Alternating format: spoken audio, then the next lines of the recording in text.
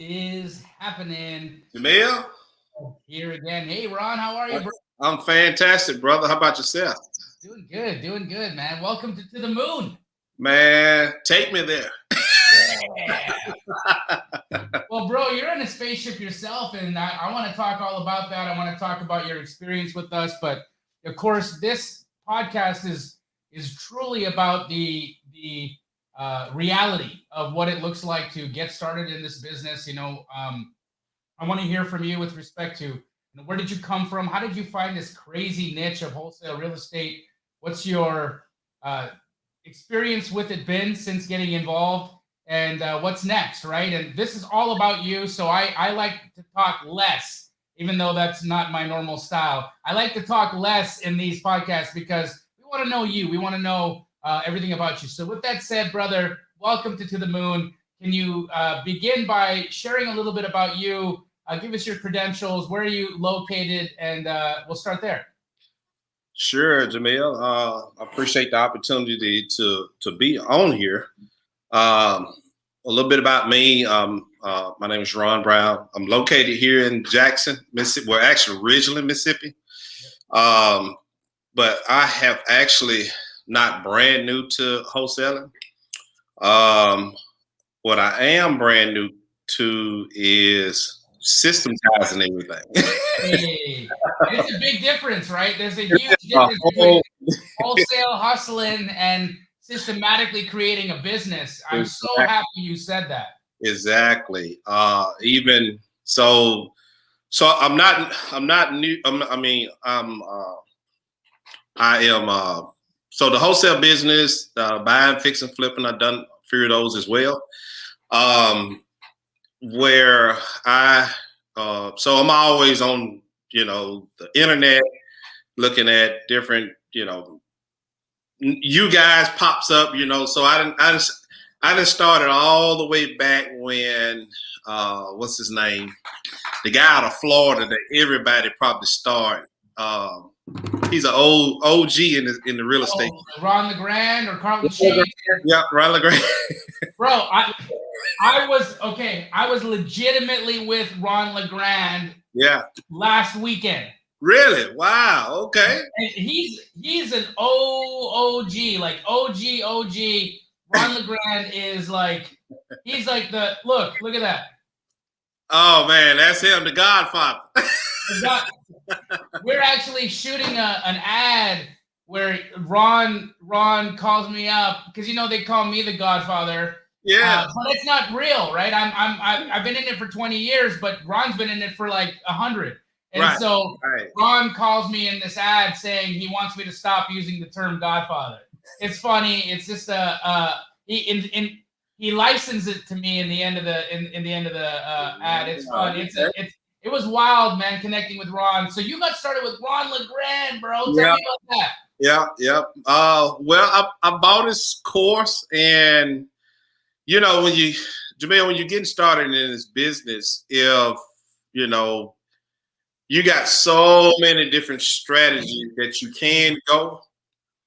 And my problem were I knew of too many different strategies, so I sat idle, really. It's like drinking from the fire hose. You just decide it's too much and I can't do this. Yeah. Exactly. So too much information will, I know for me, I can't speak for everybody else, but it stagnated me. Of course, I had a full-time job, so there was no big rush. You know what I'm saying? Just kind of learn something on the side. And but yeah, so that was probably my first struggle for a long time. It took years to figure that out.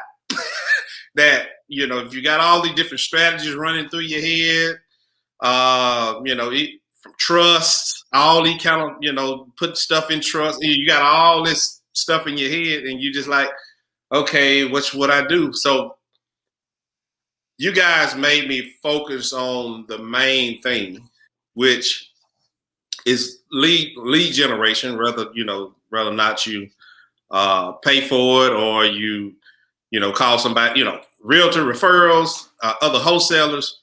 But without lead generation, you have no business because you need some type of lead source, regardless of what you choose. So after a while, after listening to all these guys for years, and like I say, that's how I come come about you and Pace and man, it's a lot of guys I used to listen to. Tom Kroll, Brent, probably. Brent, Right? yeah, Brent, and it just, when I got to you guys, you had I guess the way you do wholesale, it is the Astro model. It was, it was like almost unbelievable. I said, "Dog, this guy doing a lot of a lot of deals." And so, yeah, I bought into the program, and like I say, y'all helped organize me. Even from when I say organizing, even I didn't have I use you all contracts that's in Awesome. in the program today. I just tweaked it for Mississippi. Just done my little tweaks to it. Even the way Josiah puts it in Google Drive, and the way he stepped through and keeping it organized, that's what helped me big time right there, was the organization of this group. So yeah, I'm not just brand new, but I'm brand new to organize business. Understood. So you had a W-2 job, a full-time job. What was that? So I worked at a Nissan manufacturing plant. It was a Nissan manufacturing plant here in Canton, Mississippi, and worked there for 13 years. I'm sure you made some pretty decent money. I know that those jobs they pay pretty well. Yeah, I think I got up to like $24 an hour. I mean, that's pretty decent for here in Mississippi. So I started back in 2002. But when I went there, I knew I didn't go there to stay. I just had to find out what I wanted to get into. So a year later. And you were there for how long? 13 years. Isn't that funny though? You start a job, you're like, I'm only here for a pit stop. Right, that's it. And that pit stop lasts 13 years. That's it. So once I find out what I wanted to do, the next year I using hard money, bought my first investment property. So when I got in trying to rehab. And that was a good experience. You learned a lot, I'm sure. Yeah, it was. Did you make money? 2 years later, yes. Yeah. Fixing and flipping is hard, man. It is. Because you could pick the wrong colors of material in your property and it won't sell. Right. And a lot of times what new rehabbers do is they get into a deal. Right. And they renovate it to their taste. They renovate it to what they like. Exactly. Not paying attention to what their audience or the people out there may be wanting. Right. And because of that, because you're not completely hip to, the latest colors, the latest trends, exactly. You could fall short. And if that doesn't pan out, right, you'll end up you'll lose money, and you can lose a lot of money fast in the flip if you don't do it right. And I had a hard money lender with interest payments. So when I got exposed to it pretty good, even with the contractor taking me to school. No, that's probably my biggest lesson right there. Yeah. Who do you trust? Who not? How do you pay them? How do you make sure that they get their stuff done? How do you control that? Because a lot of contractors, man, they're using funds that they're collecting right now to complete the job that they had before. Exactly. And that's like a big problem with contractors. It's like they're running little mini Ponzi schemes a lot of the time. Yeah, absolutely. So after I got started with that, I probably was in my late 30s, 37, 38, somewhere along in there. And it just something happened. So I was doing 1 or 2 deals per year, plus working a full-time and a half job. And something about when I turned 40, I had to ask to go to the bathroom because I was on the line working. And I'm like, as I was in the stall, I was like, I think I got too old to be asking somebody to go to the bathroom. So that clicked, and I say, you know what? And I'm gonna tell my wife and say, I'm thinking about quitting the job and going to real estate full time. So I wasn't the brightest husband at that time, but now she's okay with it. She had faith in me now. Love it. So So let's talk a little bit about the reason why she's got the faith in you, right? So how's it been? Like, what have your? Let's talk a little bit about your first win, and then I like to get into the realities. So we heard you get kind of you stubbed your toe in a rehab, but you took action, which is an amazing thing. Yeah, right? You took action. You anteed up. A lot of people, they get too fearful to even take out a hard money loan and buy a property. You did that. You renovated it. You held it. Yeah. The fact that you held it for 2 years is huge. Yeah. That means that you probably were feeding that thing money for 2 years. Yeah. And that was probably stressful to you and the wife. And a lot of times what happens to people is they get one bad experience. They get one hard deal and they're like, nope, got burnt, lost money. Everything here it doesn't work. I'm going back to asking for permission to go to the bathroom. And here's the thing. A lot of the training, I'm gonna call it training instead of saying bad experiences. A lot of the trainings, I couldn't come home and tell her that. I went to bed with that on my mind, man, this ain't going right. But I had to portray to her like this is gonna be, you know what I'm saying? Because most women are emotional up and down. So depending on what you tell them, that's where they're gonna be. So to be fair, my wife's a G, right? I'm the emotional one. Oh, really? So I'd be the one that she'd come and be like, she kind of has to not tell me because I could be like, oh, wow. But she's so steady. So I'll say that it's 50-50. There's emotional men, there's emotional women. We're all the same. But I understand what you mean. Yep. Yeah. So you're taking a lot of this stress on yourself. You're taking it to bed with you. Yeah. Dealing with that, waking up every morning, going back to work, keeping on. Right. And then now all of a sudden I start popping up out of your framework, or what happens next? So at some point, a little further down the road, when I started kind of getting into wholesaling, it was the checks started coming a little more frequently. I got plugged in with local guys that's what kind of got me some traction. But here, these little OGs around here, they only think you're supposed to make $2,000, $2,500 on a wholesale deal. And I'm just looking at other wholesalers, Tom, and just everybody just across the board, they're making way more money per deal. Yeah. So that was a challenge in my mind. I had to get, that I had to believe that I could make more than 2,000. And it's like, when I got to that point was, I can do it. It's like, universe, God, whatever your desire, like he moved those OGs out the way and brought in new buyers that would pay a lot more, 10, 15,000. Then hedge funds start coming here. Right. That's when everything stuff really start moving, didn't have to work this hard. Cause you wholesale a house and make $2,000 and you market it. Then you got bills. Of course, I was working a full-time job. That's a lot of work for $2,000. For real. Yeah. And so, but yeah, after then, man, it was like, okay, I'm going to stop, quit work, and I'm going to do more of what I'm doing. And it was got to the point where it was kind of like, I got 2 or 3 closings this week. I had to ask to be off work. And, I just knew it was almost time to stop because, I had to call HR on one of my supervisors because I told him, like, hey, I'm going to have a closing Friday. Well, you just had a closing, so he had no idea what I was doing.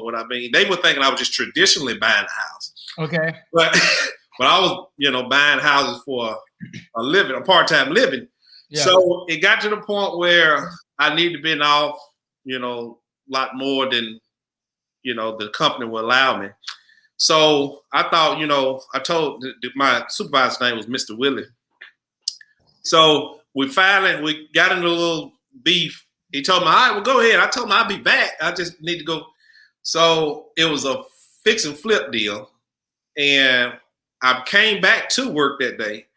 And I think the check was about 26 or 27,000, for a flip.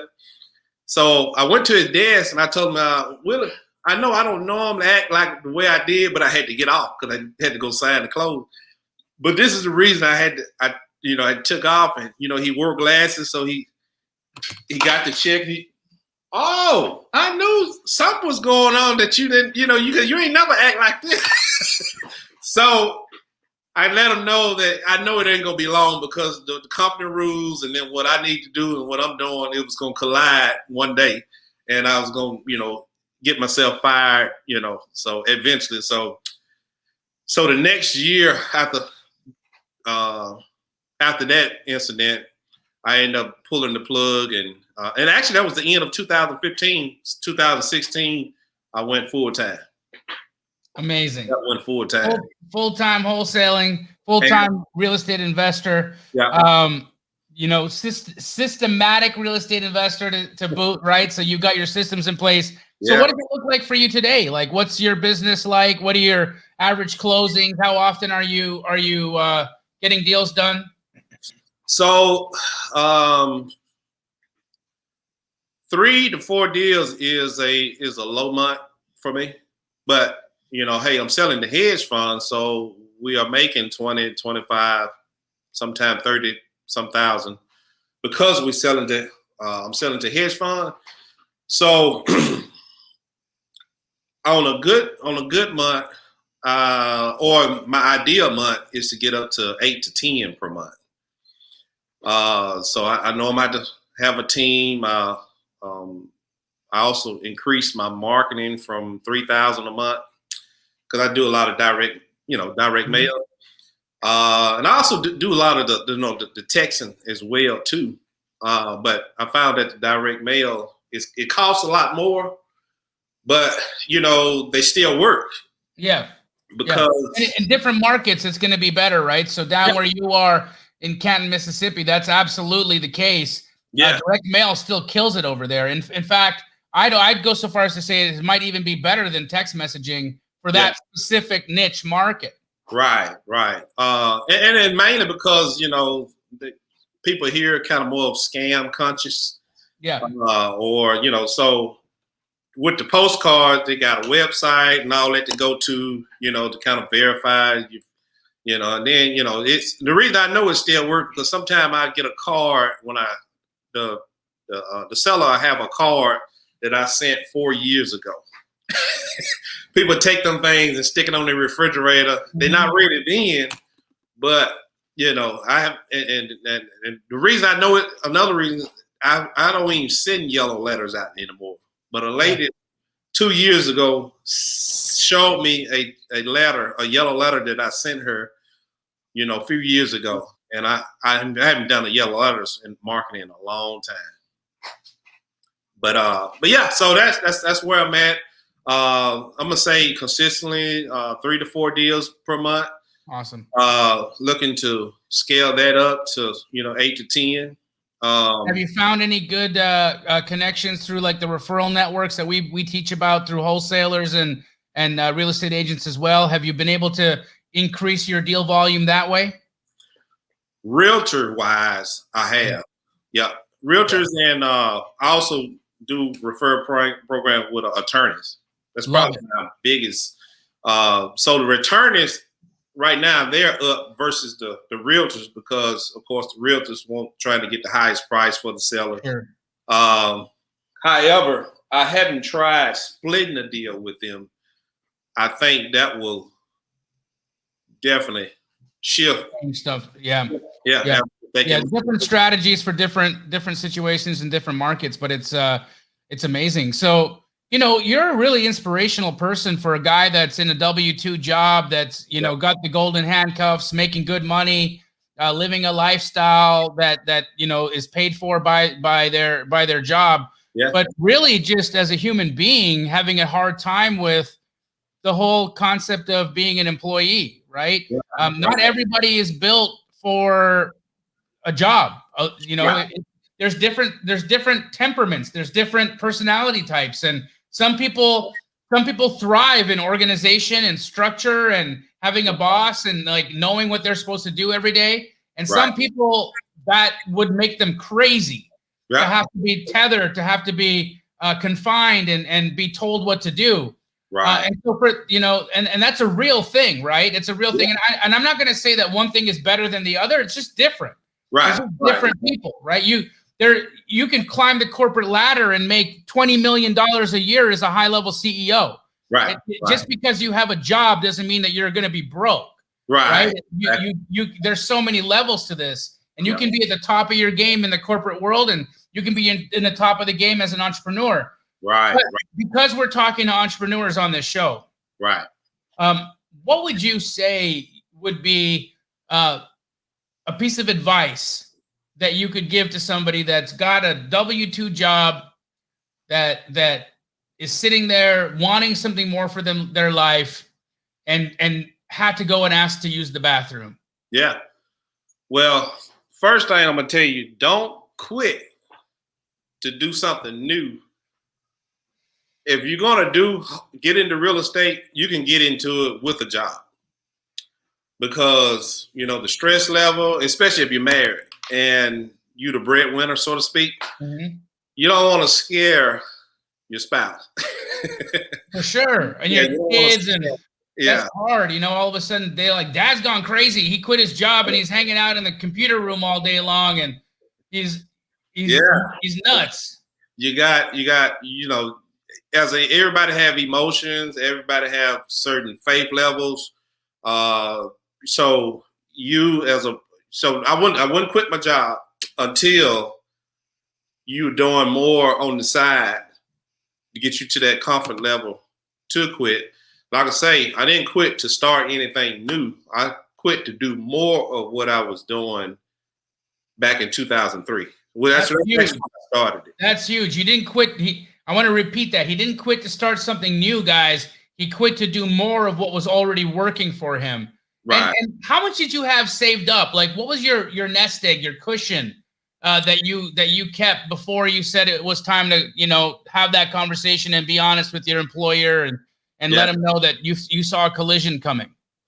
Well, to tell you the truth, it wasn't that I saved. It was just, wholesaling and flipping is active income. I was more confident in my abilities to generate $20,000, $30,000, $40,000 a month than so much of me actually saving. Because like I say, I was at first it was a struggle, but now it's nothing for me to throw, 5, 10, 15,000 in marketing. That's another milestone you have to get in your head too. Because I used to think 2,000 or 3,000 was a lot of money for marketing, which it is. But once you get a deal, a couple of deals from that, you know what I'm saying? So I just kept telling myself, hey, I know I'm gonna get a deal out of this. So that's when it, hit that enter button, pay for that marketing, it goes out. The leads start coming in, you just got to be on them leads and stay on them leads. And it's a hustle. Don't get me wrong, it's a hustle. But to me, it was a hustle well worth it. Now that, I'm not even, I haven't, in my mind, I haven't, I'm looking to grow, which I know I'm going to have to start hiring at some point. But I still You're doing all this on your own right now. Yeah. Wow. 8 to 10 deals, guys. 8 to 10 deals a month on his own. Yeah. Making anywhere between $20,000, $25,000 a deal. I mean, dude, do you ever just look at yourself and just feel dang proud of you, man? I do. You should, Ron. Honestly, man. Especially now. Brother, you're such a joyful man. And you deserve it, right? You deserve all of this success. Every ounce of it. The determination, the consistency, the perseverance, the capacity to overcome fear, to overcome anxiety that you would obviously have had. Like I said, most people would have quit at that first flip, bro. Yeah, absolutely. Got my best training on that first flip. My best training. But yeah. And guys, I would also like to just highlight again, every single experience that didn't go his way, he's not calling a failure or a mistake. You hear his words, he's calling them trainings. That's it. Hey, he's calling them trainings. You got to love this stuff. If you don't love it, you're not gonna survive. You're not gonna. And you gotta love the wins and the lows, the highs, the losses, all of it. You gotta love it all and look at it from the perspective of positivity and abundance and continued growth. That's why you look at failures like trainings. That's another thing. Once I got into your program and you got into the mind stuff, the beliefs, I was building that along the way with these different speakers and, positive self-image. That helped me to leave the job as well. So I done like that, listen to that. I wasn't listening to radio on my way to work or during work. I was listening to podcasts. Sean Terry was another one. He got the mindset thing. Yeah. You got to have the mindset together before because without that, you get nervous. I remember the first Monday after I quit, I'm laying in bed. Holy smoke, I ain't getting no check Friday. So it was real. And first 6 months that was, how they tell you had anxiety, wake up at 2 or 3 in the morning, and that is true. That is true. I had that, but like I say, you got to stay positive.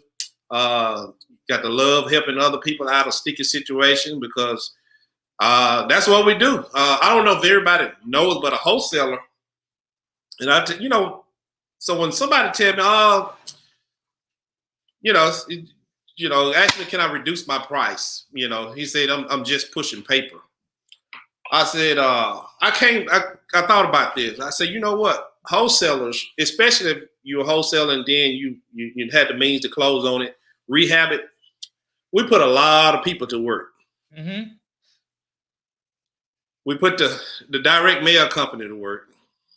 We get it under contract. We put the attorney to work. Then we put contractors to work. Then when the house is fixed up, we not including the insurance, the utility bills, and all that. Then we turn around all those materials. Where they all come from. That's it. You put the realtor to work. You put Lowe's, Home Depot, and all them guys to work. Then you turn around and put another attorney to work. So when you get ready to sell it to somebody. So I don't take it too lightly when somebody tell you, hey, you just a wholesaler. You putting a lot of folks at work when you go out and find that one deal. So Ron, and I think this is one of the reasons why you are as successful as you are is your belief in your value. Yeah, is unshakable. You're worth it. That's it. Absolutely. And a lot of people have a hard time with self-worth, right? They've got problems with who they are and what they can do and what they should be, what they can expect out of life. Like a lot of times the reason why people stay stuck is because they think they're not worthy for more. Exactly. But you didn't, you didn't, and you can't tell me you always felt like that. That was an active process of you getting your mind right. Exactly. Everything gonna start with a thought and the way you think, and the way you view things in life. So if you get the correct view on something, nothing, you can have all this other stuff happening on the side, but as long as you keep your goals and a positive mindset about your goals, yourself and other people, I always say you need to think correctly about yourself. That way you know how to think correctly about other people. Amen. And so that was big in your course. I was shocked to even see that in your course. I said, Jamil is on to something here. I said, I know he's on to something now. My man, honestly, I truly believe that your life is a product of how you think and feel. Yeah, absolutely. What you see out here is what you're seeing in here and what you're feeling in here. Exactly. And if what you're seeing out here isn't what you want, then what you're thinking and what you're feeling isn't what you want. Exactly. You got to turn the dial. You got to turn the dial. That's it. Amen. Amen. Brother, how do people get a hold of you, man? Because you're such a contagiously happy person. I've truly, man, I got to say to you, these podcasts can go, 20, 25 minutes and we're overtime because I've just enjoyed you. I've enjoyed talking to you so much. You've literally brightened my day up today, Ron. Oh, okay. Well, I'm glad. You brightened up my day today, and I just feel really blessed to have been able to spend the time with you. But I know that there's people out there who are going to want to connect. They're going to want to do deals with you. How do people find you? Where do they find you? What's your contact? So I don't mind giving out my personal cell phone number. Go ahead, do it. It's 601-850-1015. Also, you can reach me by email at Ronald, RONALD, at homedisposers.com. I haven't gotten to the Facebook and IG and all that stuff yet, but it's coming. It's coming. And you work primarily in Mississippi? Yeah, primarily Mississippi. So any wholesalers, any of you guys out there that need some help moving deals, that want to sell for more to hedge funds, that want to leverage all of these amazing relationships that Ron has created, reach out to Ron. He gave you his phone number. He gave you his email address. He's ready to do deals with you. He wants to do business, brother. Thank you so much for your day. Thank you so much for your time and your energy and your smile, bro. Hey, I appreciate it, man. I'm loving it. You just keep doing what you're doing, inspiring, because that's big, inspiring people to do. Instead of giving folks something, if you inspire them to move and take action, you have really helped that person.